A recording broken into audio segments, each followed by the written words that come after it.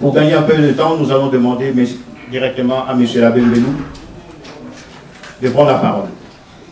En 1965, il y a un coup d'État orchestré par M. Mobutu.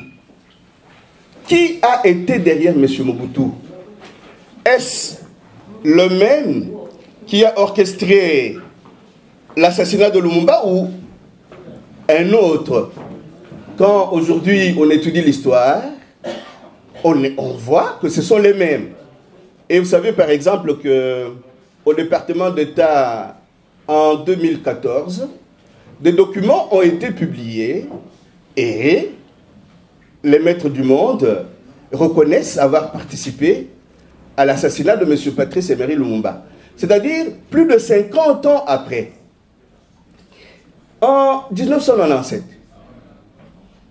pendant que les Congolais s'étaient déjà battus pour que, à travers la conférence nationale souveraine, ils puissent remettre leur pays sur les rails, qu'est-ce qui arrive? Une guerre éclate en 1897. Certains d'entre nous, par naïveté, ont chanté, ont dansé, ont applaudi. Ils ont applaudi au rythme de « libérer, libérer, libérer, libérer ».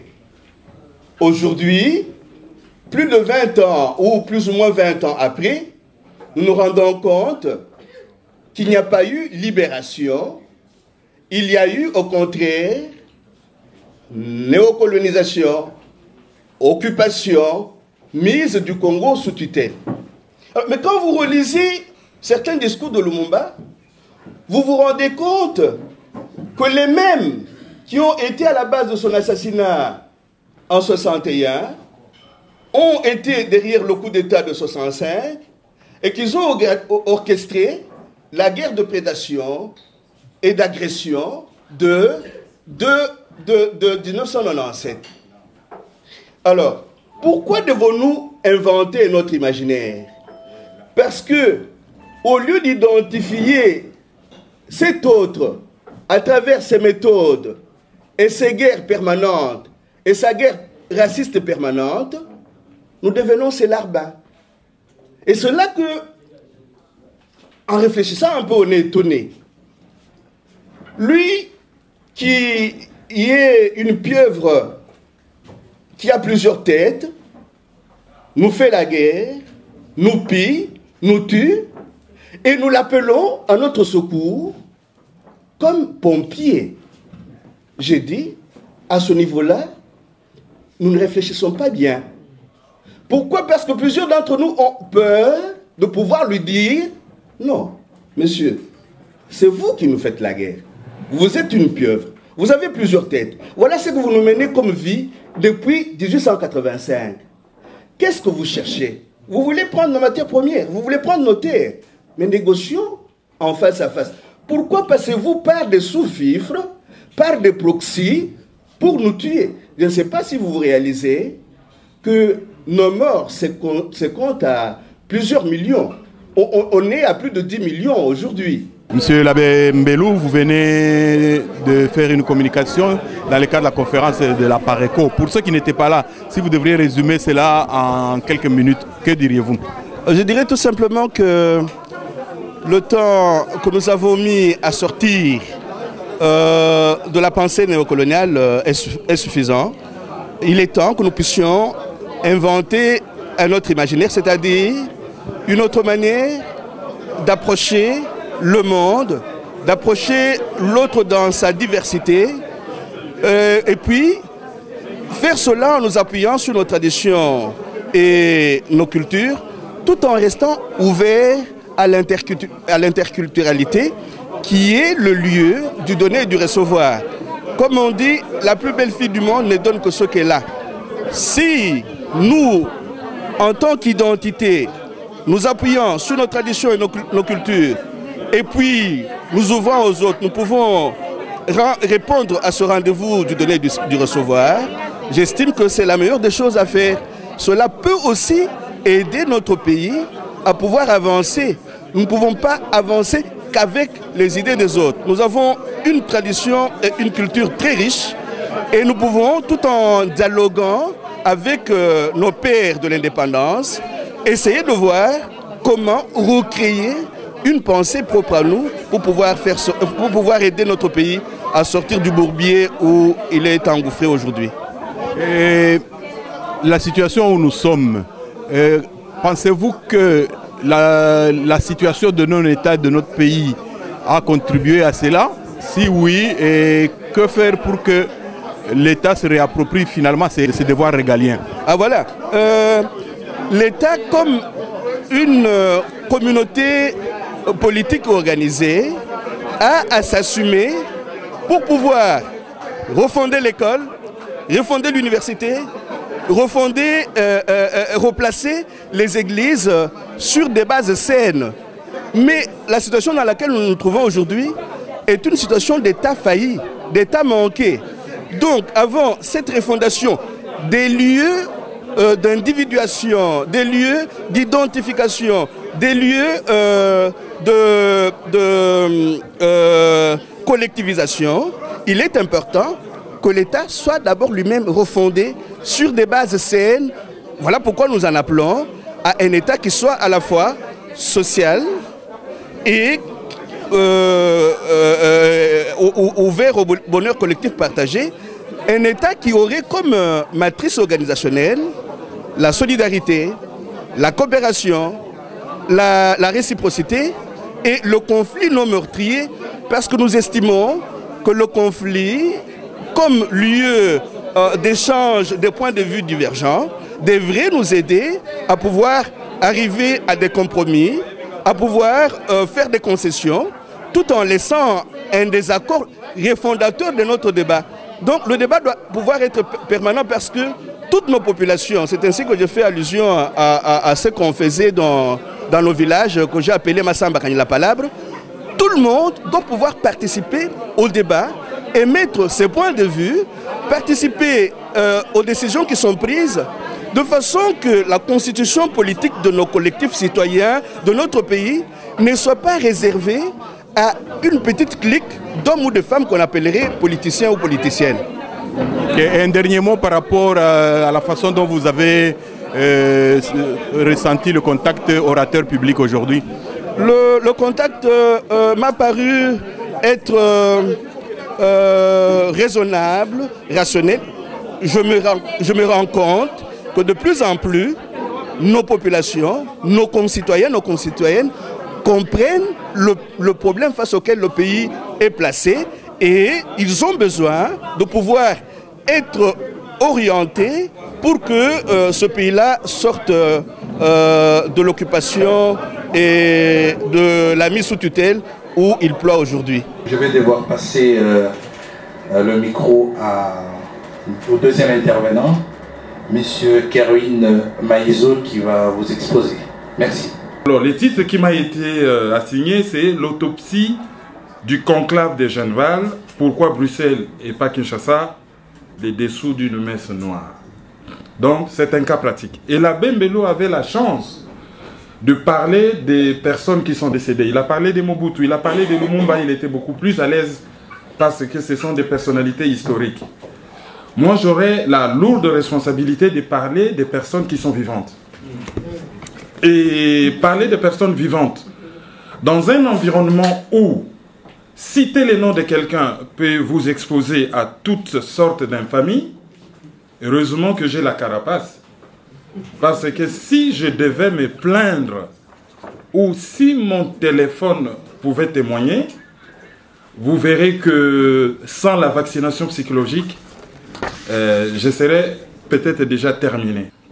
Il y a eu un conclave qui a eu lieu dans les châteaux du lac à Genval, dans la banlieue de la ville qui nous abrite aujourd'hui. Alors, la première question que nous nous sommes posée, c'est pourquoi Bruxelles et pas Kinshasa? Et on peut donner une réponse toute simple. Bruxelles parce que c'est lui qui a initié ce conclave. Monsieur Étienne Tshisekedi est en convalescence en Belgique. Quoi de plus normal que les gens viennent se réunir autour de lui? Aussi simple que ça.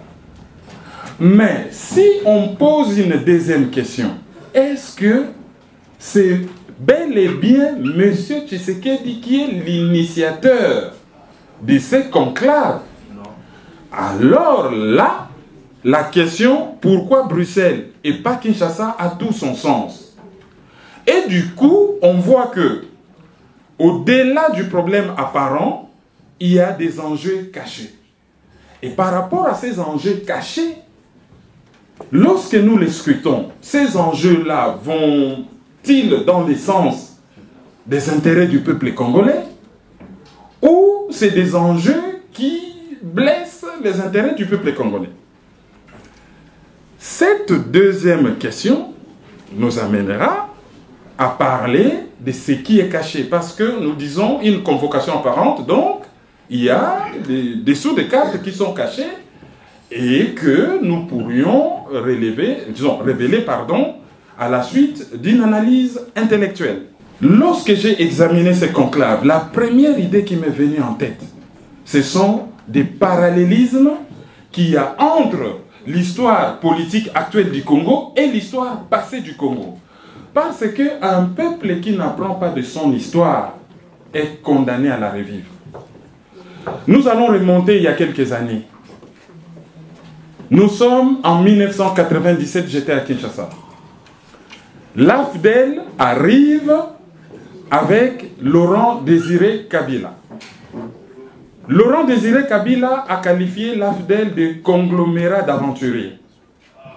Parce que souvent nous disons, ah, Kabila ayakina Rwandais.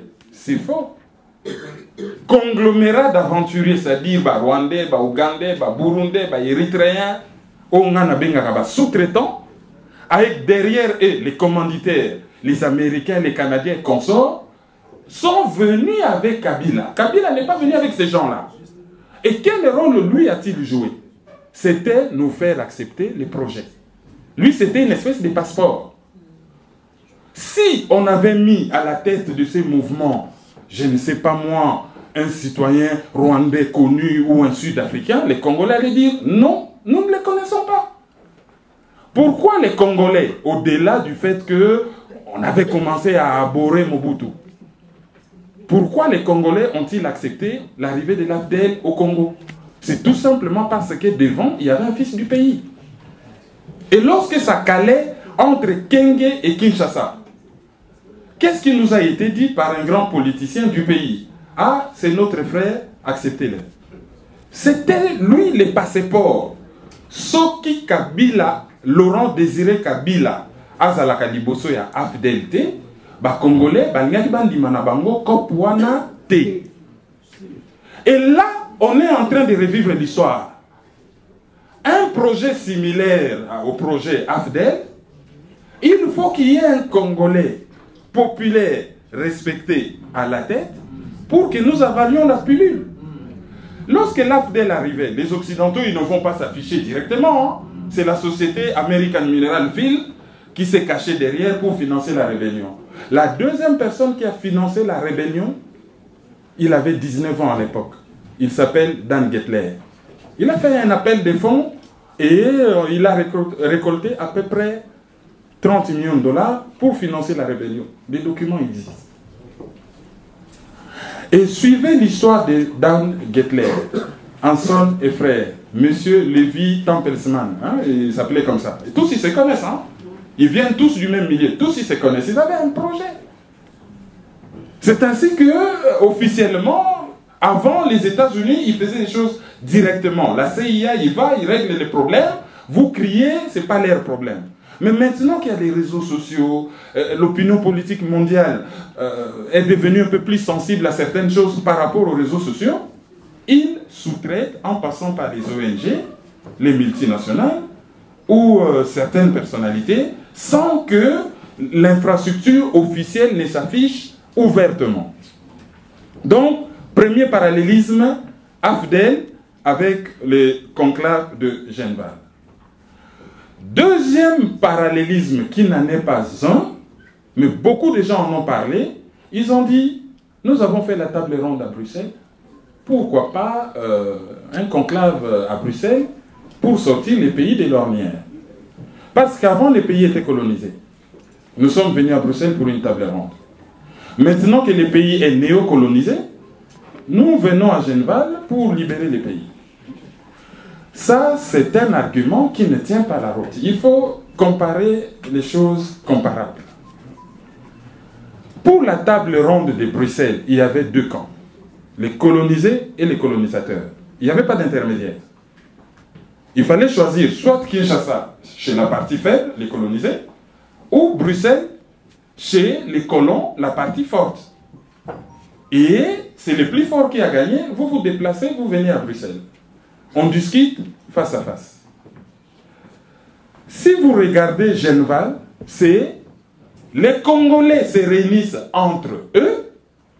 Ok, ils peuvent le faire au Kamtchatka, à Kinshasa ou à Bruxelles, mais lorsqu'ils vont remettre les résultats de leurs résolutions à une troisième partie qui n'était pas officiellement concernée, il y a un souci. Donc, si pour les redire en lingala,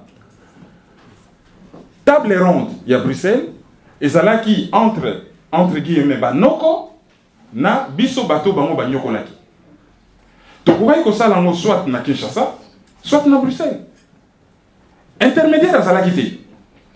Mais, oh yo ya Genval les Ali, ba na mboka, ba lingi ba solola, entre bango sur makambi ya mboka, tango ba kei et pas ya mopaya. Côté na kotokoki kolibisa. Ok, Kokenekuna c'est pas un problème, c'est juste un bâtiment, d'accord. Donc à Bruxelles, c'est pas grave. Tokoki même kolibisa.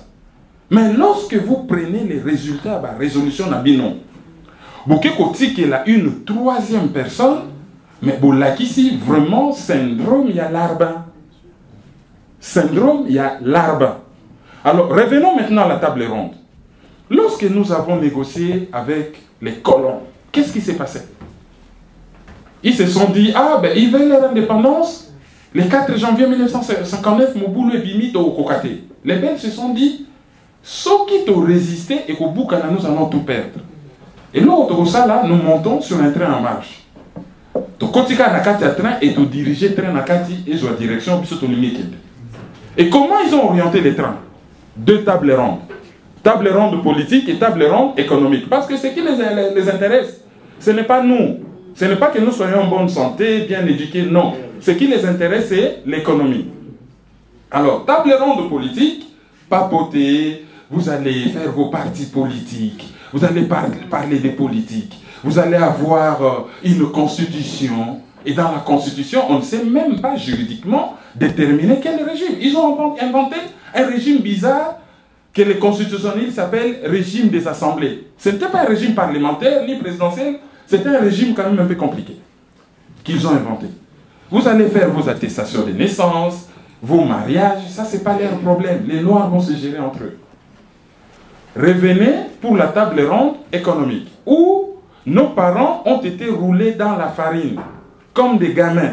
Ils ne maîtrisaient pas. Vous venez devant un PDG d'une multinationale qui maîtrise l'économie. Ils les ont roulés, mais comme pas possible. Et ils sont revenus tout fiers, bien roulés. Ah, tout ça, on a livre d'or dans la mallette. Pour ne pas dire que bah aussi vous roulez du saut.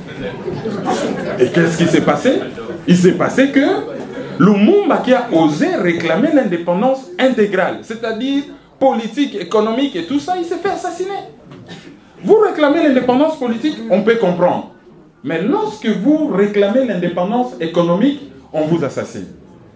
Parallélisme ezali que la guerre que l'AFDEL nous a menée comme proxy, ou si vous voulez comme sous-traitant, était premièrement une guerre économique, au-delà d'être une guerre raciale, hein, parce que les sous-traitants avaient un problème racial à régler, mais les Occidentaux, c'était récupérer les pactoles qui constituent la République démocratique du Congo, un pays qui pèse 24 000 milliards de dollars.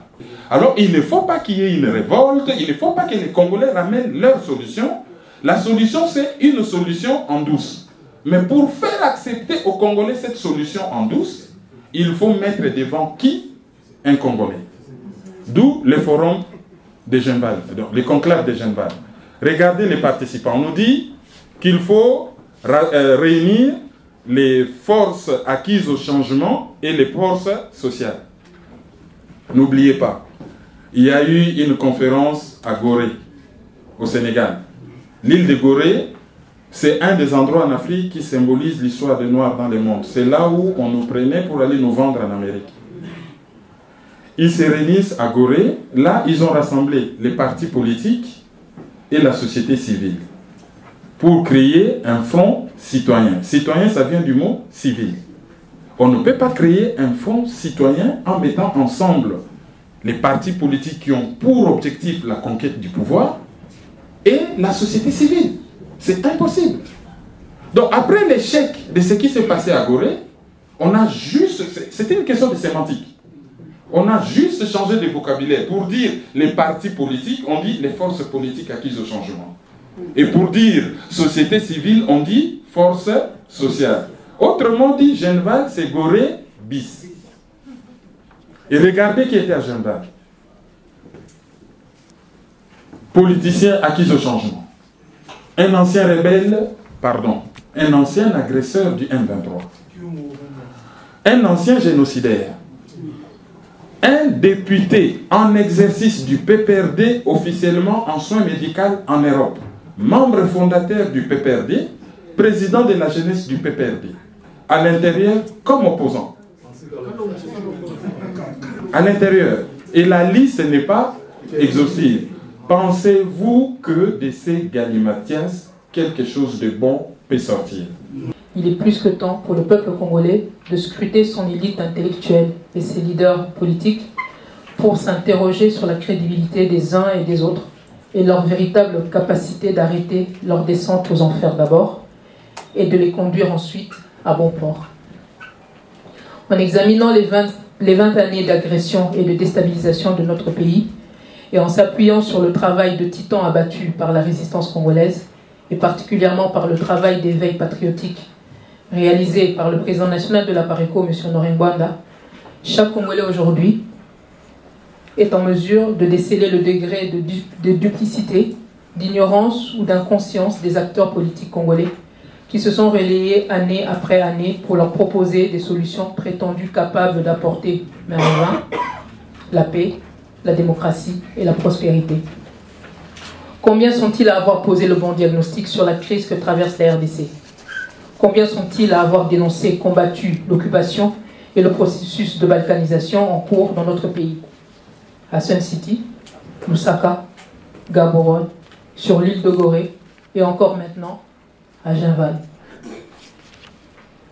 Pourquoi la majorité d'entre eux se sont bornés jusqu'ici à ne parler que du processus démocratique, d'élection, de partage de pouvoir, thèses qui n'ont pourtant jamais apporté un début de solution, voilà bientôt 20 ans aujourd'hui. La réponse à toute cette confusion funeste pour la nation congolaise saute aux yeux.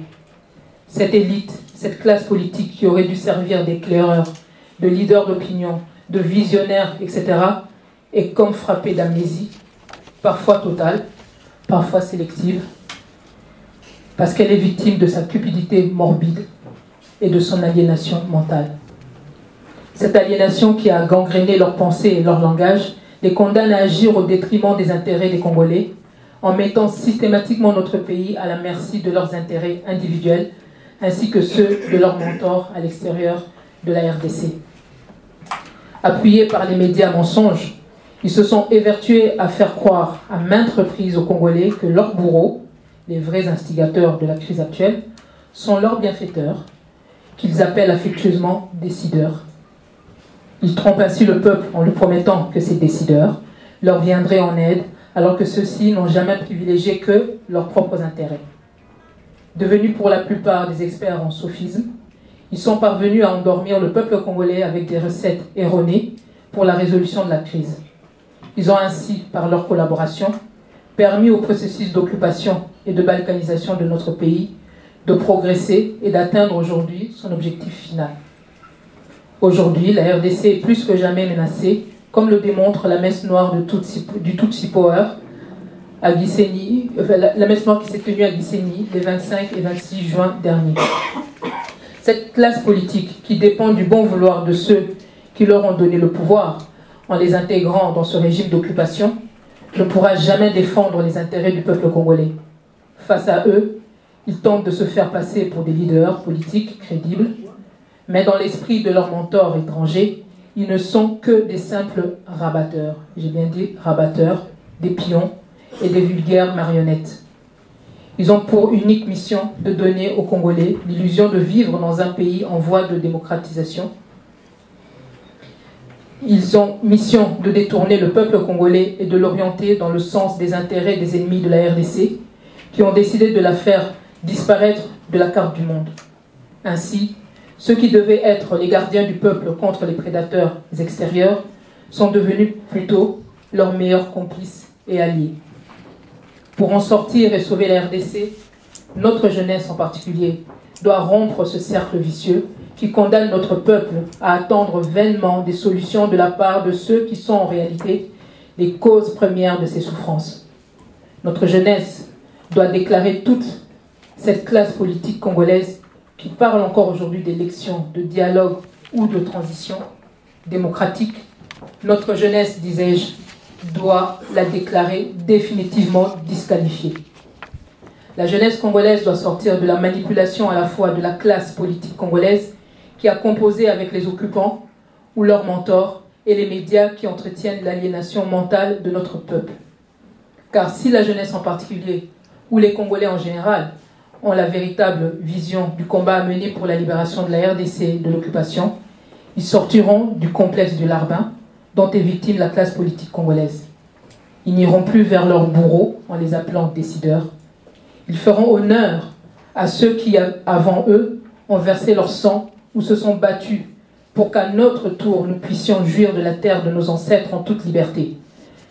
Disons-le haut et fort, ceux qui se sont réunis à Ginval ont trahi la mémoire des Congolais qui sont morts pour que notre pays soit réellement libre un jour. Les occupants ayant appauvri la classe politique congolaise pour la rendre corvéable à souhait, il appartient à chacun d'entre nous, les patriotes résistants, de nous mobiliser pour constituer ce rempart hermétique à la distraction et à la corruption. En effet, force est de constater que la jeunesse congolaise, de la diaspora surtout, est devenue une cible de choix pour les ennemis du Congo.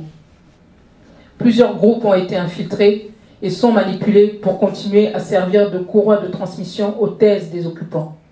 Mais observez-les bien, vous les reconnaîtrez par un signe, leur incapacité à tenir un discours contre l'occupation de la RDC. Ils développent le discours de l'occupation pour appâter le peuple, mais ils concluent tous par les élections ou le dialogue avec l'occupant. L'action à mener pour mettre un terme à la descente aux enfers du peuple congolais consiste à sanctionner par la rue le régime en place en RDC, ainsi que tous leurs complices à travers le soulèvement populaire. Et pour atteindre cet objectif nécessaire à la survie de notre nation, les Congolais doivent à tout prix lutter contre ces deux handicaps, l'ignorance et la peur. C'est en effet par manque de connaissances que beaucoup de Congolais ont pu faire de mauvais choix. Pour que les nouvelles générations ne soient pas aliénées à leur tour, nous devons tous mettre la main à la pâte et veiller à leur transmettre fidèlement ce que nous savons de la situation réelle de la RDC, de notre histoire, etc. Par ailleurs, force est de constater qu'au vu de ce qu'endure le peuple congolais en silence depuis 2 décennies, on est frappé par son attitude générale et cette forme de passivité. Seuls les morts ne réagissent plus à quoi que ce soit. Dans les jours à venir, le peuple congolais est appelé à prouver qu'il est bien vivant et prêt à se battre pour assurer une vie meilleure aux jeunes générations. Et pour cela, il devra aussi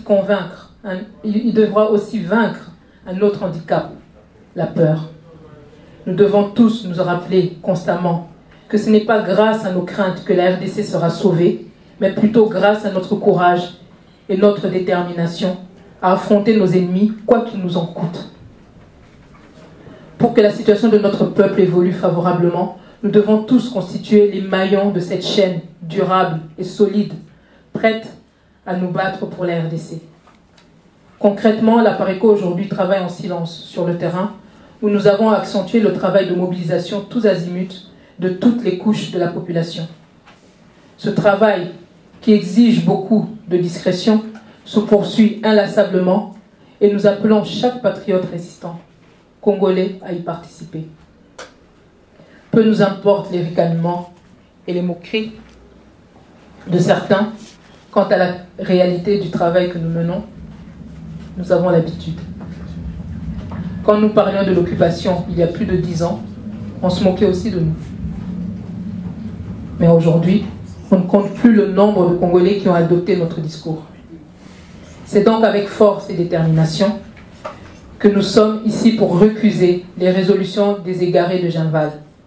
C'est avec toute notre conviction que nous rappelons au monde, et en particulier à tous les lobbies qui ont cautionné cette mascarade grotesque, que leur résolution n'engage pas les Congolais, en particulier ceux qui se reconnaissent dans le mouvement que nous représentons, qui est celui de la résistance à l'occupation de la RDC. Et nous savons que nous sommes la seule véritable majorité, puisque aucun Congolais sain d'esprit ne souhaite être colonisé par le Rwanda. Le peuple congolais est déjà debout et il a en mémoire toutes les souffrances de ces martyrs, de l'esclavage, de la colonisation et de l'occupation de notre pays. Nous rappelons à tous qu'en leur nom, nous ne céderons pas un centimètre du territoire congolais. Nous appelons chacun à respecter notre territoire et notre souveraineté. Et nous nous engageons à veiller à ce qu'il en soit ainsi dans tous les cas, dans les jours à venir et par tous les moyens. Madame Candido Keke, vous êtes parmi les orateurs de la rencontre d'aujourd'hui. À chaud, comment vous avez trouvé la réaction du public? Écoutez, je pense que même moi-même, j'aurais voulu que ça dure un peu plus longtemps. C'était vraiment très intéressant. Et puis, on sent que les Congolais s'approprient non seulement le message, on sent qu'ils sont vraiment réveillés. Là, je pense que c'est ce qui m'a le plus, ce que j'ai le plus ressenti, c'est de sentir cette force qui se dégage maintenant, ce besoin de combattre un peu, la mobilisation qui se fait. Et je pense que c'est quelque chose qu'on attendait nous peut-être depuis 10 ans, mais on est en train d'y arriver. Et ça prouve juste que le président de la Pareco a mené son combat de manière à ce qu'on arrive à ce moment. Et je suis là, en tout cas j'apprécie, je vois le fruit de ce travail. Je vois le fruit de ce travail. Et ça fait plaisir, c'est encourageant. C'est vraiment très encourageant. Oui, dans votre communication, vous avez tiré à boulet rouge sur l'élite congolaise. Si vous devriez comparer nos parents qui ont libéré le pays en 60 et ceux d'aujourd'hui qui sont des centaines et des milliers de diplômés d'université, que diriez-vous? Bah, écoutez, ceux qui ont libéré le pays, ils avaient un autre, comment dire, ils n'étaient pas dans les conditions évidemment que de ceux d'aujourd'hui. Je trouve qu'on pouvait leur trouver plus d'excuses que ceux d'aujourd'hui. Aujourd'hui, on a le feedback, on a l'histoire derrière. Normalement, quand on a vécu des choses difficiles, on se dit plus jamais ça. Mais aujourd'hui, quand on regarde l'élite congolaise, aujourd'hui, on se demande s'ils ils ont jamais prononcé cette phrase, de se dire plus jamais ça. On a l'impression qu'on est en train de s'enfoncer dans un gouffre sans fin, et avec une élite qui a l'air complètement déboussolée, qui est cupide, qui a un peu abandonné notre population, et c'est complètement révoltant. De toute manière, je pense qu'on ne peut pas avoir un discours autrement qu'un discours très dur, parce que ce sont des vies qui sont parties. Chaque seconde que nous perdons, c'est le retard que nous perdons, ce sont des vies qui partent qu'on ne récupérera pas. Ce ne sont pas leurs enfants peut-être, ce ne sont pas leurs sœurs, ce ne sont peut-être pas leurs frères, etc. Mais ce sont des Congolais qui ont le droit de vivre comme tout autre. Et c'est quand même, j'estime inadmissible, vraiment inadmissible, qu'on puisse encore avoir des gens qui vont s'aliéner comme on a vu à Genval, avec tout ce qui s'est déjà passé dans notre pays. C'est absolument inadmissible. Et j'appelle vraiment tous les Congolais à se mobiliser contre ce groupuscule-là, parce qu'ils ont vraiment trahi notre population. Une dernière question. Lors de votre dernier passage ici à Bruxelles, où vous avez fixé le rendez-vous avant la fin de l'année avec la Pareco au pouvoir. Au jour d'aujourd'hui, est-ce que la promesse tient ou bien il y a eu autre chose? Moi, j'ai fixé un rendez-vous avant. Non, là, pas vous, mais la Pareco dans la dernière conférence, on espérait que d'ici la fin de l'année, la Pareco pourrait arriver au pouvoir. On peut toujours espérer? Je pense qu'il y a le vœu d'un membre. Et bon, je le comprends, on voudrait tous qu'il en soit ainsi. Mais comme je vous dis, on est obligé d'aller au rythme aussi des Congolais. Et nous faisons le vœu évidemment, qu'on puisse libérer notre pays le plus tôt possible. Mais je vous renvoie à ce que le président de la Pareco a dit, on n'a pas de date, on n'a pas de délai. Nous, on n'a qu'une seule date, c'est la victoire. Et là, il n'y a pas de délai. Donc, on n'a pas de date fixée. La date, ce sera le bon jour, le bon moment. Et c'est tout. Un dernier mot? Bon, écoutez, je remercie les Congolais d'être venus nombreux aujourd'hui. Et je les encourage. On a besoin d'eux. Nous, on est debout. Ça fait plus de 10 ans. On les attendait. Eh bien, écoutez, c'est bien maintenant qu'ils nous aient rejoints. On va enfin pouvoir passer aux choses sérieuses. Et c'est une joie pour nous.